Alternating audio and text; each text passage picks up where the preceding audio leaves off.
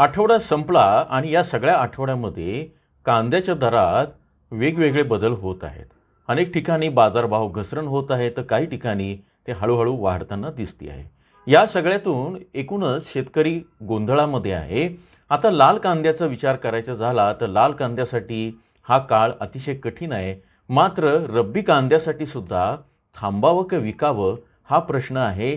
या सगळ्या प्रश्नांची उत्तरं किंवा याचे हिंट्स आपण आजच्या भागामध्ये देणार आहोत. आगामी काळामध्ये मार्च एंडपर्यंत ही परिस्थिती बदलेल का?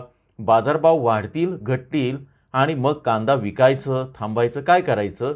हा जो तुमचा प्रश्न आहे त्या संदर्भातली ही माहिती. नमस्कार.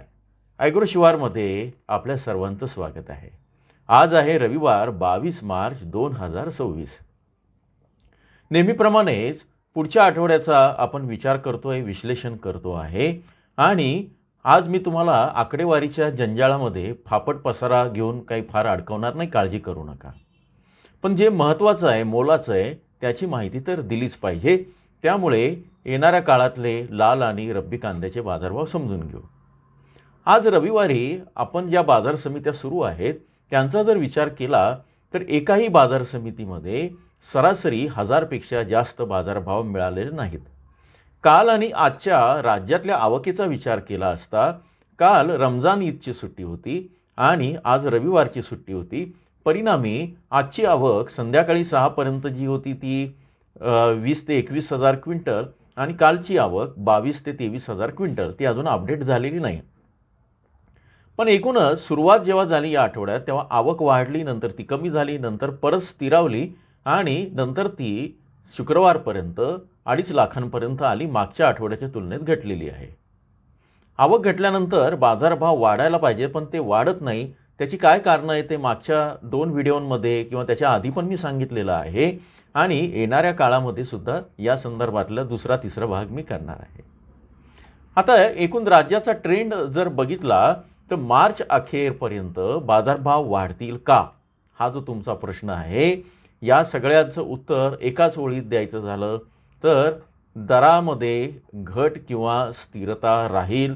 खूप मोठी वाढ दिसत नाही मार्च एंडपर्यंत लाल आणि उन्हाळी कांद्याच्या बाजारभावासंदर्भात. आता यामागचं प्रमुख कारण काय आहे की लाल कांदा जो आहे तो आता संपत जरी आला तरी त्याची क्वालिटी पण खराब होते आहे. दुसऱ्या बाजूला अफवांचा बाजार इतका गरम केलेला आहे यातून आणि वेगवेगळ्या ठिकाणचे कांदे पण बाजारात यायला लागलेत. विशेषतः पश्चिम बंगाल आहे, मध्य प्रदेशचा नवीन कांदा सुरू झालेला आहे आणि सिकर राजस्थान इथूनही कांदा सुरू झाला आहे. याचा परिणाम वरती मागणीवर आहेच. खरं तर आत्ताच्या हिशोबाने आम्ही यावेळेस जे आकडे बघता कांदा कमी आहे, थोडासा कमी आहे. महाराष्ट्रामध्ये तो काय 5-6% जास्त आहे मागच्या वर्षीपेक्षा, पण इतर ठिकाणी देशाचा विचार करता तो साधारण 10 ते 20% किंवा 30% कमी आहे असा अंदाज आहे. मात्र यातूनही बाजारभाव वाढत नाही याची कारणं आपण दिलेले आहेत. ते म्हणजे अफवा आणि जे कांद्याचे दर आता 1700, 1800, 2000 असायला पाहिजे होतं जास्तीत जास्त, ते आता 1400, 1500पर्यंत आलेले आहेत. तर रब्बी कांद्याची एका बाजूला ही स्थिती असताना लाल कांद्याची काय स्थिती आहे? अजूनही कोणीतरी एखादा प्रश्न विचारतं की लाल कांदा मी आता काय करू, माझा आत्ताच काढलेला आहे किंवा काढणीवर आला आहे. मान्य आहे, उशिरा तुम्ही लागवड केली आणि उशिरा तो बाजारात आला मार्चमध्ये. हे सगळं असलं तरी पण आत्ता जो बाजारभाव मिळतो आहे तो त्यातल्या त्यात चांगला आहे असं समजून विकून टाका. कारण आणखी 8 दिवसांनी 10 दिवसांनी एप्रिलमध्ये तुम्हाला लाल कांद्याला बाजारभाव मिळणार नाही. याचं कारण रब्बीच्या कांद्याची खरेदी सुरू होईल आणि व्यापारी लोक हे साठवणुकीसाठी हा कांदा वापरतील. परिणामी त्या कांद्याला डिमांड जास्त असेल. त्यामुळे आता लाल कांद्याची काय स्थिती असणार ते विभागवार ट्रेंड आपण बघूया. नाशिक, सोलापूर, अहिल्यानगरमध्ये सतत घट होती आहे. मराठवाडा त्याच्यामुळे त्यातही धाराशिव आणि छत्रपती संभाजीनगरमध्ये तीव्र घट आहे. विदर्भामध्ये काही ठिकाणी स्थिर आहे पण वाढ नाही. आणि आता या संदर्भात लाल कांद्याचा सल्ला मी सांगितला आहे की लाल कांदा ही साठवण्याची स्थिती नाहीच आहे, तो साठवताच येत नाही. पण 2 दिवस 5 दिवस वाट पाहू अशी गरज नाही आहे. कारण काही ठिकाणी आता लासलगावचा विचार करता गुरुवारपासून बाजार समित्या बंद असणार आहे, त्यामुळे या 3 दिवसामध्ये तिथे गर्दी होऊ शकते. तुम्ही बाजूच्या पर्यायी मार्केटचा सुद्धा विचार करू शकतात. विशेषतः लासलगावचं उपबाजार असलेलं विंचूर आहे किंवा निफाड आहे. यातही तुम्हाला बऱ्यापैकी जर तुम्ही तिथं कांदा देत असाल तर कांदा विकता येईल. महत्त्वाचा सल्ला, लाल कांदा ठेवू नका, ठेवू नका, ठेवू नका. त्यामुळे तो विषय कधीचा संपलेला आहे. बाजारात मागणी आता कमी होत जाईल. रब्बी कांद्याचं काय आहे ते आपण बघूया.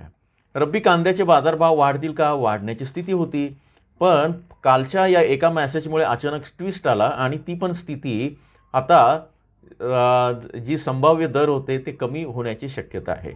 मुळात या सगळ्यातनं आम्हाला जिल्हावार बाजारभाव काय असणार आहे रब्बी कांद्याचे किंवा लाल कांद्याचे हे आम्हाला सांगा, असं तुमचं म्हणणं असतं.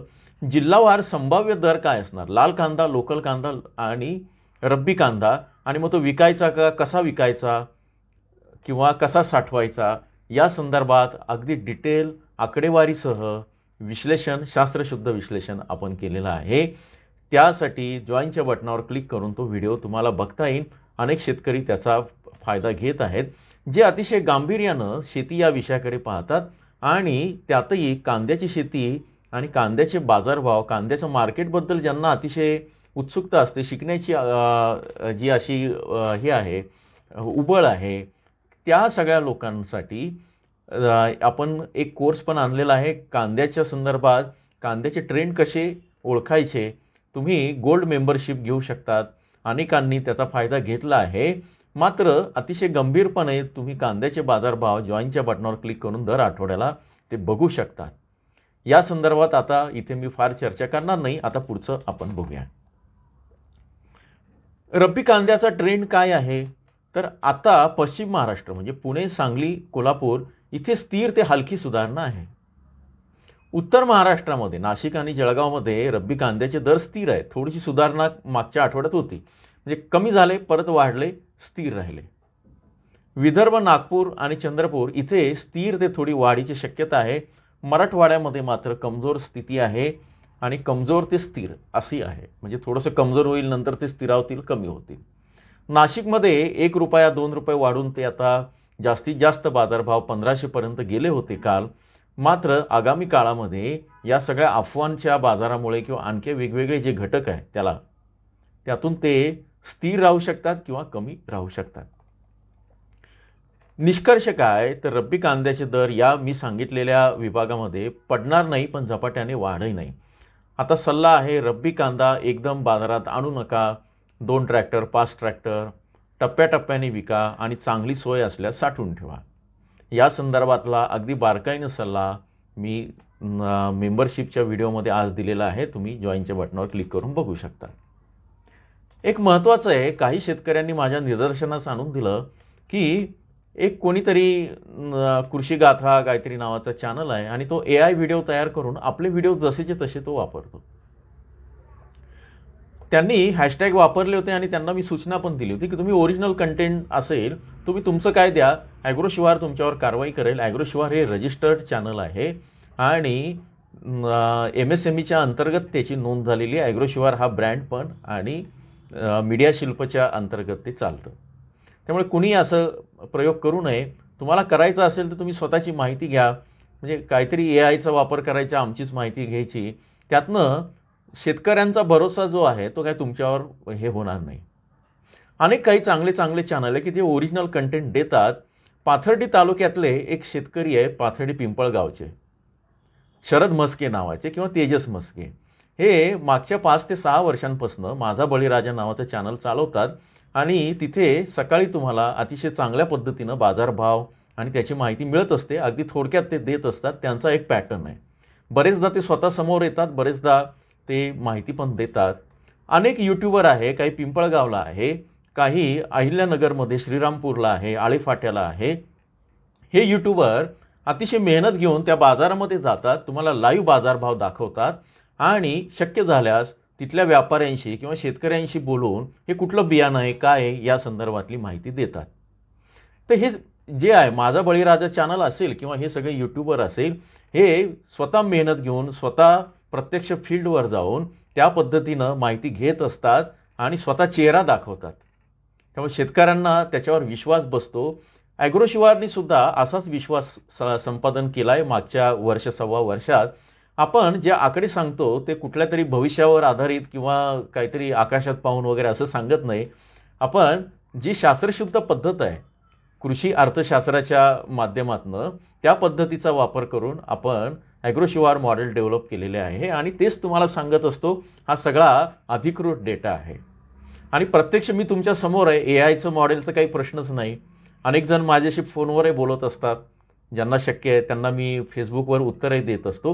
हे थोडंसं पाल्लाळ लावतो याचं कारण अनेक ठिकाणी कांदा 5,000 होणार, कांदा आता भाव खाऊन एकदमच असा वरती रॉकेट होणार कांद्याचं, कांदा भडकून 3,000 होणार, उन्हाळी कांदा तर आता तुम्ही विकूनच टाका, या आठवड्यात तो वाढलाच आहे, दुपारनंतर भाव वाढतील आणि वरती बरेच ठिकाणी मग हे असे पाट्या लावून ही माणसं स्वतःचे चेहरे कधी दाखवत नाही. जे चेहरे दाखवत नाही, जे चुकीची माहिती घेऊन तुमच्यापर्यंत येतात त्यांच्यापासून सावध राहा. कारण बाजारामध्ये सध्या वेगवेगळ्या मग ते ज्योतिषातली भोंदूगिरी असेल, नाशिकमध्ये घडलं तसं, हवामानातली भोंदूगिरी असेल किंवा समोर तोंड न दाखवता त्यांना काय लाज वाटते किंवा काय त्याच्यामध्ये प्रॉब्लेम आहे, जे चुकीचं आहे ते तोंड दाखवणारच नाही. जे ओरिजिनल आमच्यासारखे एक 10-12 चॅनल आहे ते मात्र आम्ही व्यवस्थित तोंड दाखवतो आहे. हे मी यांच्या वतीनं खरं तर मला बोलावंसं वाटतं आहे, कारण यांचाही समाचार घेणं गरजेचं आहे. कारण हे यूट्यूबरसुद्धा जे असे आहेत चुकीची माहिती देणारे, ते सुद्धा शेतकऱ्यांचे बाजारभाव पाडत असतात किंवा अनेकांना ते सपोर्ट करत असतात. त्यामुळे असे ए आयचे काहीतरी असं विचित्र हे आलं, त्याच्यामध्ये नुसत्याच पाट्या आल्या, एकदम मस्त सोफिस्टिकेटेड आवाज आला, तर त्यांच्यापासून सावध राहा.